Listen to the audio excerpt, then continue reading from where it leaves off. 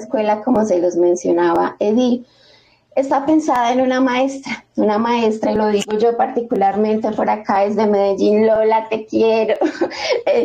Una maestra que nos ha dejado muchas huellas y que muy seguramente nos va a posibilitar en esta mañana también seguir aprendiendo. Entonces voy a dar paso a Tai, nuestra compañera, que va a estar por aquí acompañando esta conversa, y por supuesto a la maestra Lola Sendales. Ya por acá la vemos conectada. Lola, un abrazo gigante, como dicen por ahí, corazoncitos, corazoncitos. Entonces damos paso a nuestras compas educadoras populares, acompañadas por educadores también populares, Alfonso y Santiago, que van entonces a tejer y a compartirnos esta palabra. Bueno, en primer lugar, quisiera saludar obviamente a las personas con quienes estamos conectados y agradecer el que mi nombre esté hoy por ahí, estamos estando presente, ¿no? El nombre por lo menos. Hoy vamos a estar con ustedes dos personas. ¿Te quieres presentar, Tai? Hola, buenos días a todos, todas, todes. Con Lolita nos encontramos en esta semana y un poco a forma de hacer este espacio más vital, porque como nos estamos acompañando, quisimos presentarnos a forma de una conversación. Entonces no nos vamos a presentar, personalmente tampoco me quiero presentar a forma de títulos o algo así, sino más desde la experiencia sentida, ¿no? Entonces por ahora voy a decir que mi nombre es Tai González y iremos desarrollando esa conversa, que yo creo que podemos ir introduciéndonos con una de las primeras cosas que hablamos, y era cómo llegamos a la educación popular. Sí, entonces, claro. No sé, ¿quieres empezar? Bueno, es una conversación informal, ¿no? No tiene ningún esquema ni cosas por el estilo. Solo queremos compartir con ustedes algunas experiencias, algunas ideas. Y entonces pensamos que una pregunta o un tema más bien, de entrada podía ser porque quisieras decir también que nos vamos a mover en la categoría tiempo, entre el pasado y la historia que soy yo, obviamente, y el presente y futuro que está ahí. Entonces, así entre pasado y presente y futuro nos estamos moviendo. Lo mío es pasado amplio, presente chiquitico, muy cortico ya, no me queda más tiempo casi, y presente y futuro que está ahí. Entonces, vamos a tener un pequeño recorrido por esa incursión que tuvimos, esas primeras incursiones en la educación popular. Entonces, obviamente empieza la antigüedad. Yo me encontré con la educación popular en el ámbito universitario. Un compañero estudioso me dijo, ¿por qué no se lee este libro? Que está como interesante. Le dije, bueno, y me pasó Pedagogía del Oprimido. Allá no se estudiaba Freire, allá no había cátedras Freire, en esa época Freire nada tenía que ver con la educación, por lo menos acá en las universidades. Entonces yo leí el libro y claro, fue despertando el interés y me di cuenta que lo que yo estaba recibiendo de educación, que era la tecnología educativa, no tenía nada que ver con esto. Entonces, para resumir, este libro me permitió cambiar la manera de ver la educación y de ver la realidad. Ese fue mi primer contacto, ¿no? La pedagogía del oprimido. Con eso, entonces, al encontrar esa insatisfacción con lo que estaba dando la universidad en ese momento, porque era lo último en Guaracha, pues el asunto de la tecnología educativa, en educación todo era medible y cuantificable. Bueno, entonces resolvimos, una amiga que venía de otras experiencias, pero estaba también en búsqueda, dijimos, buscamos una experiencia que rompa con estos planteamientos y esta situación. De hecho, yo había sido maestra y había dado clase de la manera convencional. Entonces, yo no era que estuviera así como muy preparada tampoco para esto. Pero resolvimos buscar una experiencia que en ese momento fuera distinta a lo que convencionalmente se tenía. Entonces, encontramos la experiencia de Javier de Nicoló, que era con muchachos de la calle. Eso era otra cosa porque, por lo menos en ese momento, yo entré a donde entraban los muchachos de la calle de entre 7 y 17 años y era un patio. Allí no se enseñaba nada. Se les ofrecía una comida caliente, enfermería, lavado de ropa, algo así, pero se conversaba con ellos. Obviamente, para mí fue durísimo, ¿no? Porque yo venía de otra experiencia.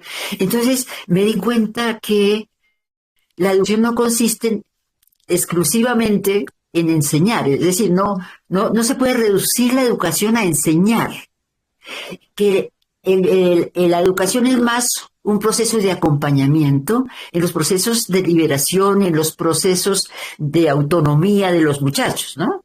Era que había que acompañar a los muchachos en ese proceso en que pudieran decidir sobre su vida, ¿no? Entonces, para mí cambió el sentido de lo educativo. Con eso, entonces, allí mismo surgió el grupo de Dimensión Educativa en ese espacio con educadores estupendos. Esa experiencia tenía una maravilla de gente. Entonces, conformamos una entidad para dar una ONG que se llamaba en ese tiempo, ¿no? O se llaman todavía, que fue Dimensión Educativa.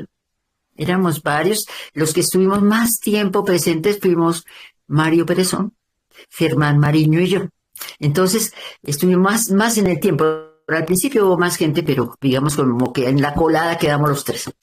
Y en Dimensión Educativa lo hicimos con la inspiración de Freire y nuestro primer trabajo fue la alfabetización. Entonces yo volví en esa lectura de uso de leer nuevamente Pedagogía del Oprimido y Educación como Práctica de la Libertad para ver cómo era que se tenía que alfabetizar. Entonces por eso el asunto de que apropiarse de los planteamientos de un autor requiere de la lectura, de asimilar eso. Entonces no es ir a una conferencia que le digan a uno que quién era, no, tocaba leer a ver cómo era el asunto para poderlo realizar. Entonces, con eso nos defendimos en la alfabetización primero acá en Colombia. Conocieron eso en Nicaragua cuando él triunfó y estuvimos en la cruzada de alfabetización de Nicaragua. Eso para mí, por lo menos a nivel personal, fue la experiencia máxima que he tenido a nivel no solo de educación, sino a nivel político y demás. Y allá se fue dando el cambio entre educación liberadora y educación popular. En el espacio de Nicaragua se hablaba de educación revolucionaria y educación popular era así como algo desteñido, ¿no? Entonces, nosotros, de hecho ya también Oscar Jara estaba empezando una reflexión sobre ese cambio y nosotros la asumimos y empezamos allá, solo que después se imprimió aquí, no teníamos con qué imprimirlo. Lo imprimimos aquí, un texto que se llamó Educación Popular y Alfabetización en América Latina. E hicimos un replanteamiento sobre la educación popular, obviamente, sobre todo con influencia de la lectura de Gramsci. Entonces yo dejo hasta acá, en ese comienzo de aproximación a la educación popular mediante una lectura, a profundidad, eso sí, y una práctica que era la práctica alfabetizadora. Ahora yo creo que Tai nos puede decir entonces ella cómo se aproximó, cómo le llegó o cómo llegó ella a la educación popular. Bueno, yo siento que igual voy a convocar a la espiral del tiempo, que también es un poco la educación popular, que nos lleva un poco hacia atrás y hacia adelante todo el tiempo, ¿no? Como una lectura que rompe con esa linealidad también. Y pienso, y encontrándome con Lola también, que hay muchas cosas con las que conecto. Puede ser que en el espacio-tiempo que conocemos de la forma corriente, pareciera que hiciera parte del pasado, pero siento en su experiencia y siento en el encuentro, no solo en este momento, sino a lo largo de mi vida también muchas experiencias muy cercanas y sobre todo desde los sentidos. Y voy a empezar con, también en relación a la historia de cómo yo me encuentro con la educación popular. Y es que yo empecé estudiando trabajo social y hacía parte de un colectivo de trabajo social crítico. Y en uno de mis primeros viajes, yo la verdad no había tenido como mucha exploración más allá de la región cundiboyacense.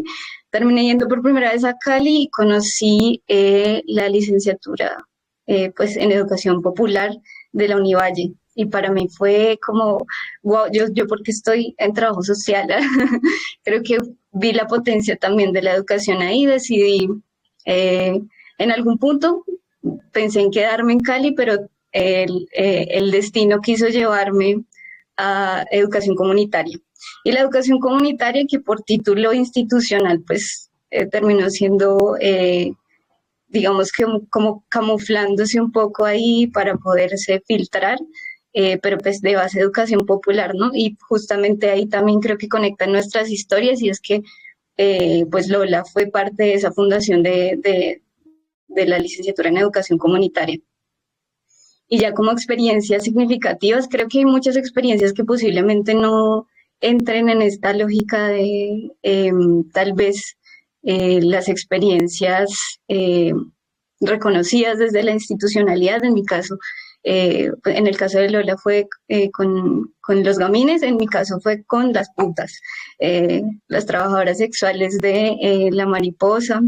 Y también creo que me encuentro en su historia, en ese momento un poco de desconcierto de reconocer que tal vez no sabemos todo, que posiblemente nos hayamos llenado como de algunas cosas y que pretendemos saber ciertas cosas, pero también conociendo la experiencia de cómo llega Lola, tuve esa sensación de, ¿y ahora cómo hago? ¿Cómo se hace pedagogía en la calle? ¿Cómo se hace pedagogía con personas que habitan su cuerpo de una manera distinta, su sexualidad, su erotismo? Y pues bueno, creo que fue una de los lugares más sentidos que tuve. Posterior a eso, pues un poco en el encuentro como con mis reflexiones pedagógicas, pero siempre desde el lugar también reivindicando pues la maricada, las disidencias sexuales y de género. Hice parte de una colectiva que se llama, una organización que tal vez muchos de ustedes conocen, que es Movilización Social por la Educación. Yo hacía parte de la mesa Bogotá, que era como la mesa que se encargaba de estos temas como del trabajo sexual y el trabajo sexual de calle y todo el trabajo de disidencias sexuales y de género. Y posterior a eso, creo que de esa experiencia me queda como esta idea de las narrativas también, de volver a las narrativas, que creo que en eso también me encuentro con Lola. Creo que ha sido como, no solamente en el hecho de generar de pronto espacios que permitan la reflexión, sino también un poco cómo se aterriza eso, ¿no? Cómo termina siendo importante recuperar esto. En mi práctica también deriva en la participación en proyectos populares, en un colectivo juvenil que se llama Engativa Digna. Ahí sale una experiencia que se llama La Grieta. Entonces, esta experiencia, junto, bueno, a muchas que derivan un poco entre ese puente entre la institución y entre tal vez la experiencia que se fuga un poco, pero que también es muy valiosa. Creo que al igual que Lola, hay momentos que son significativos, pero sobre todo en términos de hacer educación popular. Creo que es muy importante reconocer en este momento, y voy a dar paso como a la siguiente parte de lo que habíamos conversado un poquito, y es como qué nos compete en este momento, porque es importante que hablemos de educación popular. Entonces, me gustaría como en esta conversa devolverle la palabra a Lola y que nos cuente un poquito desde su visión por qué es importante hacer educación popular en este momento. Claro, a ver, uno quisiera agradecer el apoyo de Santiago, si no yo no pudiera estar aquí porque el computador no me funcionó. Pasamos por una cafetería y ya estamos aquí en otro sitio, pero todo ese recorrido para decir que yo en la tecnología estoy perdida. Y quisiera, en esta, como tenemos tan poquito tiempo, me parece que el momento es muy crítico, pero nosotros los que llevamos más tiempo también hemos pasado por momentos más críticos. Aquí en Colombia, por ejemplo, en los años 80, la época de Turbay fue fatal, la represión, el Instituto de Seguridad, bueno, todo ese tipo de cosas. Entonces, sí, hemos pasado también, pero este tiene su particularidad. Entonces, estamos en un momento bastante crítico y yo me referiría solo a dos cosas que me parecen importantes. Uno, es que nos están manejando por el miedo, ¿verdad? Todos temerosos de lo que está pasando, lo que puede pasar, la incertidumbre. Y yo creo que tenemos como idear, digamos, una pedagogía de la deconstrucción de eso. Es decir, ¿por qué nos están manejando así? ¿De dónde viene esto y esto para dónde va? ¿Verdad? Porque mientras no es, el miedo nos agobia. Y sabemos que es una manera una forma de dominación, ¿no? Eso está creado. Pero entonces, ¿cómo nosotros llevamos a nuestros espacios esta posibilidad de análisis? Y lo mismo la posibilidad, contrapuesto a esto, de construir esperanza, ¿no? Es decir, creo que tenemos que ser, en las actuales circunstancias, por lo menos lo que vive el país, ser portadores de esperanza porque hay muchos sectores en donde hay mucha confusión, hay mucha una expectativa, pero hay también como esa, ¿cómo te digo yo? Como replegarse, ¿no? No querer participar, el miedo de todo, como te digo, es una categoría que tenemos que asumir y para saberla trabajar. Creo que la educación popular tiene un acumulado que tiene que reposicionar para hoy. El tema del diálogo, por ejemplo, o el tema del diálogo o negociación cultural, diálogo de saberes. Yo creo que es potente en ese momento en donde estamos tan tremendamente fraccionados, ¿no? El diálogo no solo como categoría política, pedagógica, sino también como un hecho que tiene que cruzar aún la vida cotidiana. No es solo para que el país en esa división que tenemos, sino cómo entrarle también a veces a la vida cotidiana, ¿no? Porque nuestra vida cotidiana está afectada y dividida. Entonces, ¿cómo desde la vida cotidiana también hacemos eso? Entonces, yo dejaría por ahora ahí. Vale, profe, gracias. Pues yo, la verdad, me encuentro mucho en esas palabras. Creo que sí han sido tiempos que son un poco desafiantes en términos de ese miedo que igual suscita como de pronto eh, el contexto. Creo que Sí, no ¿no? solamente el contexto más local, sino pues mucho más amplio. Creo que de hecho con el profe Alfonso está esta reflexión también de que la esperanza también se combina en colectivo, ¿no? Entonces creo que esta apuesta es importante en términos de ese encuentro, porque a veces habitamos el miedo y es un poco eh, esa reacción que también nos hace humanos. Entonces, creo que también reconocer que parte de estos ejercicios es recomponer esas miradas en donde, bueno, también hemos caminado colectivamente otros dolores, ya hemos atravesado a lo largo de la historia otros dolores, implica también reconocer en esa posibilidad de futuro que ya está siendo presente, que hoy lo vemos en este tipo de espacios desde el Junte como posibilidad. Entonces creo que la educación popular igual tiene esa importancia, esa relevancia en este momento, sobre todo en términos no solamente de construir una serie de habilidades en términos de la formación, que también es importante seguir construyendo apuestas desde la sistematización, desde la reconstrucción colectiva de la historia y también generando esta posibilidad de construir nuestros propios lugares de conocimiento, ¿no?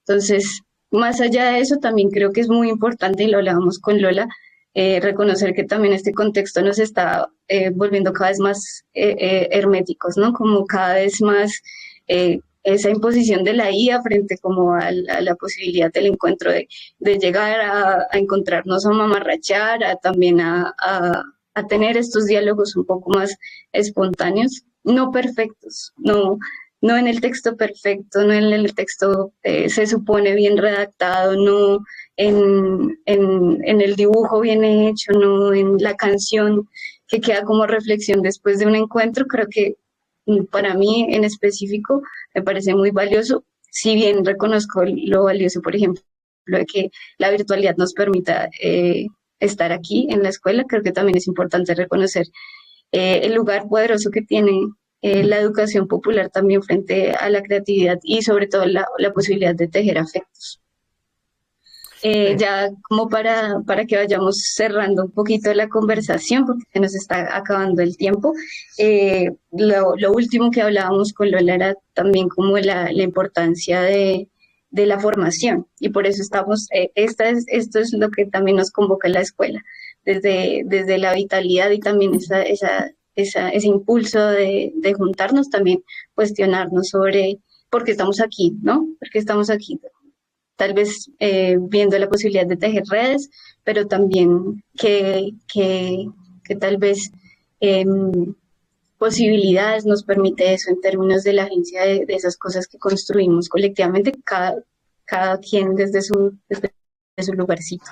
Entonces, no sé si Lola quisieras decir algo al respecto. Sí, ya para terminar realmente, porque se nos está pasando el tiempo, es que la convocatoria es a la formación, a un espacio de formación.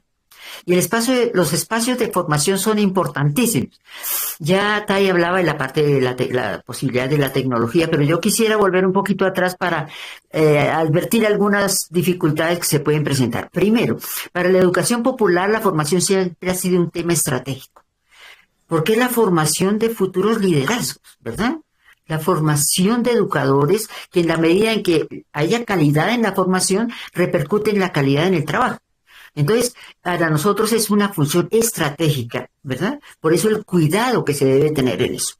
En mis tiempos, obviamente la preparación, hacíamos materiales, no importaba trasnochar, y valía era la presencialidad, nos encontrábamos, ahora nos conectamos. Antes eran los encuentros, entonces esa parte afectiva y demás sostenía muchísimo el trabajo.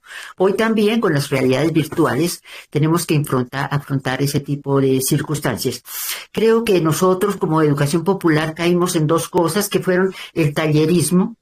Pensar que, claro, queríamos contrarrestar una educación de los sindicatos, de los partidos que eran verticales, librescos, todo ese tipo de cosas, y entonces el taller, entonces la emoción de encontrarse y de la cartelera y de la canción y todo eso, y se nos fue perdiendo el asunto de que la formación requiere del estudio, que hay que estudiar, ¿verdad?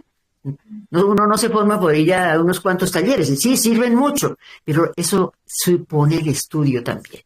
El estudio, la lectura, los textos, tanto prepararlos como también cómo ayudamos a que esa parte se cumpla en la formación. Lo otro es que en la educación popular hay dos responsabilidades también en la formación. Una ética, en el sentido que estamos trabajando con personas y tenemos un aporte para que las personas y los colectivos y las organizaciones crezcan.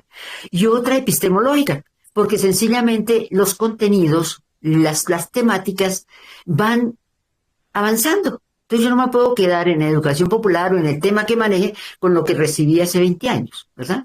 Tengo la responsabilidad de ponerme al día. Porque un profesional se pone al día, pues no se pone al día, pues no está fuera de combate. Entonces nosotros también, ¿no? Por ejemplo, cuando estuvimos en lo de Freire, entonces que sería una sesión mensual, creo que era, o quincenal.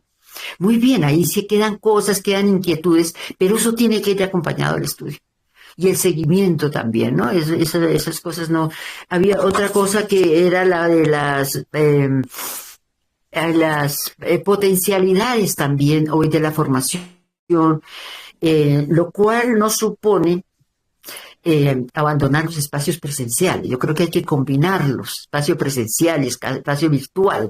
Y lo otro también, hay una cosa que decía Orlando Fassborda, pues en su libro lo presentaba, que era la doble vía, ¿no? Como encontrar esas formas paralelas de formación, como dobles vías, ¿no?